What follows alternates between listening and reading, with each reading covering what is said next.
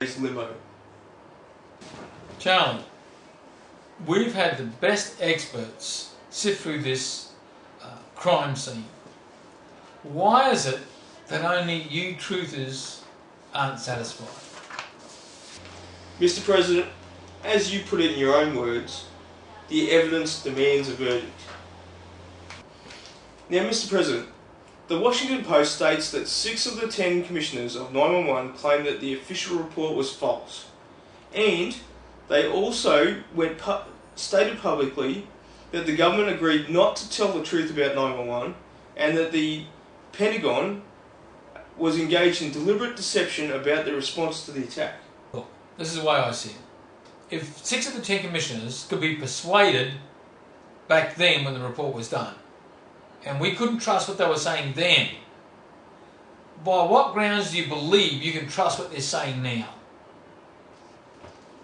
That's exactly why we need a new investigation with new commissioners into what really happened and attain the real truth. So Charlie, it's on with the debate. Okay, Vicky, thanks. Mr. President,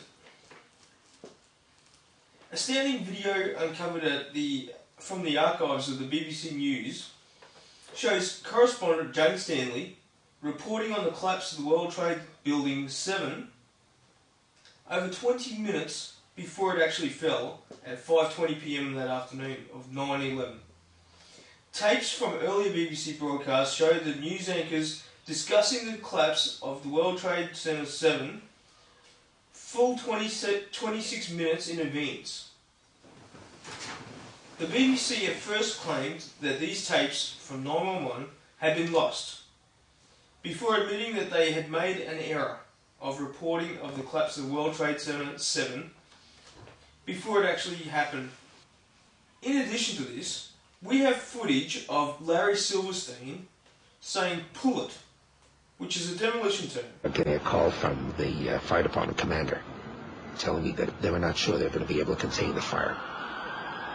I said, we've had such terrible loss of life. Maybe the smartest thing to do is pull it.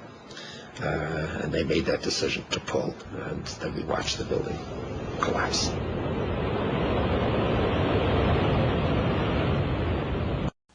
And when we saw the building fall, it imploded on its own footprint at free fall speed with zero resistance. Explain that. I'll be frank. At first glance of this footage, it does look like a controlled demolition, but that's impossible. The logistics on putting that together, it would have taken weeks of preparation, maybe even months, to do that, to pull a building of that size down to ground level at free fall speed. Exactly, Mr. President. Now you're getting the picture. Charlie, if we did have rogue groups operating independent of our government, we're all in trouble. Who's saying they're working independent of the government? Well, why would any government do that? That's a very good question. By allowing a terror attack on home soil, waiting in the wings, ready to be rubber-stamped, the Patriot Act, which allows the government to circumvent the Constitution, making all true patriots to be the terrorists in the eyes of the government, giving the government the freedom to make draconian laws and keep us under surveillance. Charlie, that's your opinion. It's the truth, Mr. President. What is truth, Charlie? Truth is nothing but someone's opinion. A point of view. We, the government, will decide what truth is. Is that the truth? Listen, boy, don't you sass me. The New World Order is being forged as we speak, and if you don't get with the program, you're going to be left behind. Mr. President, there are some facts about the Pentagon crash that don't add up. I'll leave out the specific facts of the 757 fitting through a small hole and leaving windows unbroken, even though it was 125 feet wide. But 9 foot by 12 foot engines made from titanium alloy, one of the strongest composites on the planet Earth ever, magically disintegrated and left no traces. Well, 9 foot by 12 foot. That's half the size of this room. Well, Charlie, I'll be honest. I can't break the laws of physics, and there is evidence that demands a verdict. Charlie, I think it's in the best interest for everyone if we let sleeping dogs lie. No, Mr. President. It's the past, it's the present, and the future. 911 changed the world forever, and we can't go back. With all due respect, yes, we do need to open up all old wounds, because we all want transparency, accountability, and finally closure. It has to happen. Charlie, 9/11 did change the world, but rising up out of the ashes is the new America, a new safe America, a new surveillance America.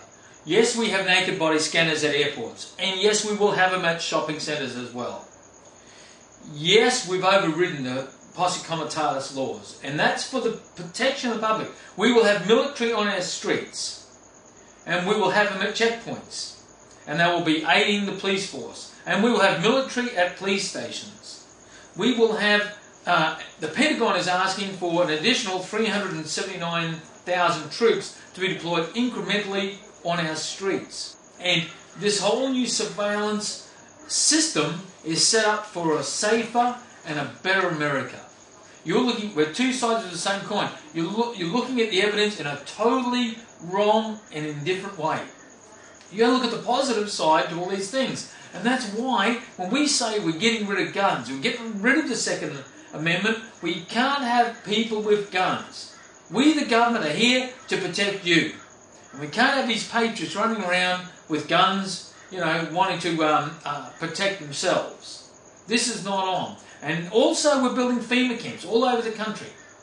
Right? So dissidents and disgruntled patriots and disgruntled returning vets, they're the ones that will go into the FEMA camps. And that includes those rebel groups called truthers. We've had enough of them too. They're not patriots. They're only here to stir up trouble. Rebel rousers. So these FEMA camps are a good thing for our nation. It's the new America. My God, that sounds like a science fiction novel. Charlie, welcome to the New World Order. Let's go to a commercial break.